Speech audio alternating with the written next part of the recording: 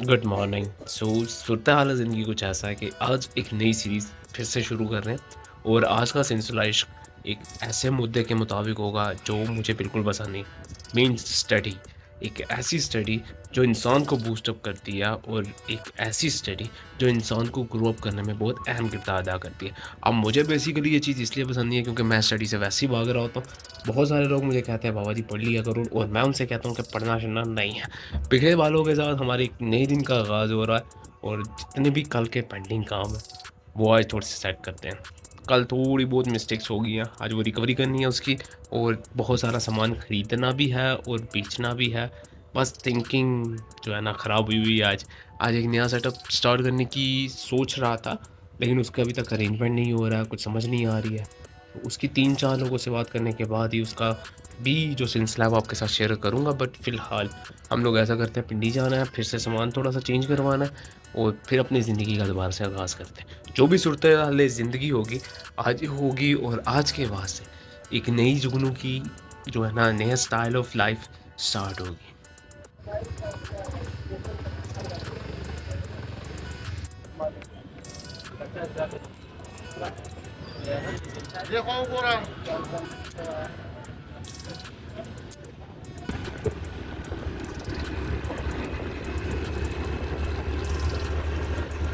पिंडी से मैं सामान लाने के बाद दुकान पे आ गया हूँ क्योंकि अब यहाँ से ही हमारा सारा सिलसिला अगेन स्टार्ट होता है।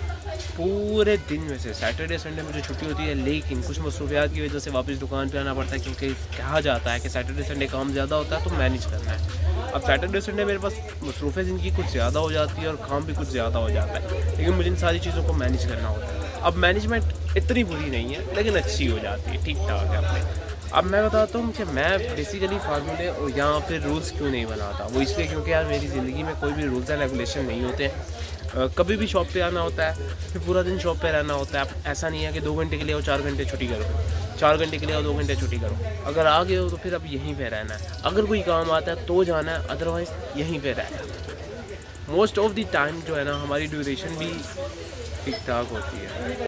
अब सैटरडे से संडे एक और चीज़ होती है और वो ये कि यार हम लोग टेक फ्री ज़ोन में रहते हैं, इतना ज़्यादा फ़ोन यूज़ नहीं करते हैं। हाँ, सुबह के 1-2 घंटे यूज़ कर लिया, उसके बाद हम पूरा दिन फ़ोन यूज़ नहीं करते हैं। वो इसलिए क्योंकि हमने रखा हुआ Saturday Sunday tech free zone, यहाँ पे फ़ोन से हमारा कोई भी रिश्ता ख़ासा नहीं होता है, हम सिर्फ़ और सिर्फ छुट्टी करते होते हैं।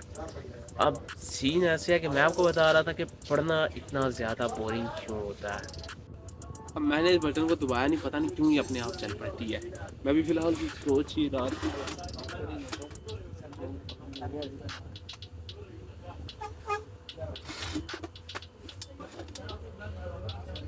अब जो पढ़ना होता है ना, अब पढ़ते हुए इंसान को ना बड़ा कुछ याद रखना पड़ता है और याद रखने की बारी आती है तो मुझे वो याद रखना बहुत ज़्यादा टेंशन होती है। इवन कि जहाँ से मैं परचेज़िंग करता हूँ, मुझे वहाँ की भी मार्केटों के नाम याद नहीं रहते हैं। हाँ, बट लोकेशन मुझे याद रहती है। दुकानों के नाम, उसके बाद शॉप वगैरह मुझे या वहाँ के जो बेसिक नाम होते हैं जगह का, वो मुझे याद नहीं रहते। इतना ज़्यादा मुश्किल होता है, इतना ज़्यादा मुश्किल कि मैं कहता हूँ यार ये मैं किस टेंशन में फँस गया हूँ। फिलहाल ज़िंदगी में मसरूफ़ियत ज़िंदगी काफ़ी अच्छी ठीक-ठाक चल रही होती है और जहाँ तक बात करते हैं पढ़ाई की, तो बहुत सारे लोग पढ़ना पसंद करते हैं और मेरी तरह के बच्चे जिनको पढ़ना बिल्कुल पसंद नहीं है, वो बिल्कुल अय्याशी करते होते हैं। 3-4 चीज़ें 3-4 चीज़ें जो बेसिक इंसान की ज़िंदगी में चल रही होती हैं, वो लर्निंग के थ्रू ही चल रही होती है। ठीक है, मुझे एक्सपेरिमेंट करना पसंद है, काम करना पसंद है, मोटिवेशन पसंद है, लेकिन पढ़ना बिल्कुल पसंद नहीं है। अब क्लास में जब भी मैं सोच रहा होता हूँ कि क्या करना है, तो सबसे पहले मेरे ज़हन में सवाल आता है मुझे क्या करना है। तैयारी करनी है, तैयारी करके क्विज़ देने हैं, पेपर देना है, टेस्ट देने हैं, असाइनमेंटें बनानी है, प्रेज़ेंटेशंस बनानी है। इतने सारे काम करने होते हैं, लेकिन फिर भी मैं इन चीज़ों की टेंशन नहीं लेता हूँ। अक्सर औक़ात ऐसा होता है कि जब मेरे सर पे ये सवार हो जाती हैं, फिर मैं टेंशन लेता हूँ और फिर पढ़ता हूँ। अब हमारे और एलीट क्लास में इतना ज़्यादा डिफ़रेंस किस चीज़ का है? तो सबसे पहला जो डिफ़रेंस हमें मिल रहा होता है, वो होता है एजुकेशन का। एलीट क्लास जो होते हैं ना, वो एजुकेशन हासिल करते हैं अपनी दोस्त-वोस्त बनाने के लिए और हम एजुकेशन हासिल करते हैं अपने आप को नौकरी हासिल करने के लिए। लेकिन एलीट क्लास में और हमारी एजुकेशन में क्या फ़र्क है? हमारी एजुकेशन में ये फ़र्क है कि देखो, जो एलीट क्लास होती है वो फ्रेंड ज़ोन में जाती है और हम जो होते हैं ना, हम अपने ज़ोन में जाते हैं। हमारे ज़ोन में और उनके ज़ोन में ज़मीन आसमान का फ़र्क है। लेकिन अगर आप इस ज़ोन को अंडरस्टैंड कर पाते हो तो यकीन मानो आप ऑटोमेटिकली अपनी एजुकेशन से फ़ायदा उठा सकते हो। अब बहुत सारे लोग कहते हैं यार एजुकेटेड पीपल को तो जॉब्स नहीं मिलती हैं। एजुकेटेड पीपल को जॉब्स मिलती हैं, लेकिन मसला ये है कि उन्होंने जो एजुकेशन हासिल की होती है उनका इनके पास एक्सपीरियंस नहीं होता। मैं अपनी बात करता हूँ, मैं अभी तक बीबीए के 3 5 सेमेस्टर मुकम्मल कर चुका, लेकिन मेरे पास उसका कोई भी एक्सपीरियंस नहीं है। मैं अगर फाइनेंस से रिलेटेड कोई सबक पढ़े हैं तो मैं फाइनेंस सिर्फ पढ़कर छोड़ दिया है। अब मैंने क्या किया, नुकसान किया अपना। अगर मैं वो पढ़ के प्रैक्टिस करता तो माइट भी पॉसिबिलिटी से मुझे एक एक चीज़ याद होती और मैं फ्यूचर में उसके थ्रू जॉब हासिल कर सकता। अब मेरा माइंडसेट चेंज हो रहा है और मैं थॉट लगा रहा हूँ कि मुझे क्या करना है। तो इसके लिए मैं अपनी थोड़ी सी जो रातों की नींद है ना, वो खुद पे हैवी कर कर अपने निज़ाम को ख़राब करने का सोच रहा हूँ, लेकिन फिर मुझे याद आता है सर्दियाँ आ गई हैं तो हमने ये काम नहीं करना।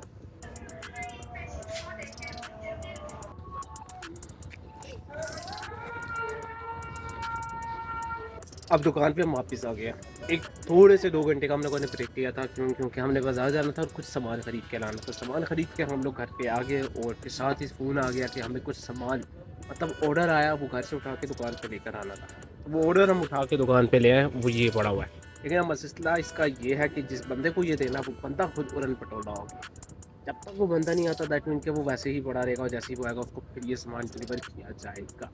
अक्सर औक़ात ऐसे होता है कि बंदा सर पे होता है और सामान नहीं मिल रहा होता है, लेकिन वो जब चला जाता है तो फिर मिल जाता है। तो ये अक्सर औक़ात ऐसे हमारे साथ भी होता है।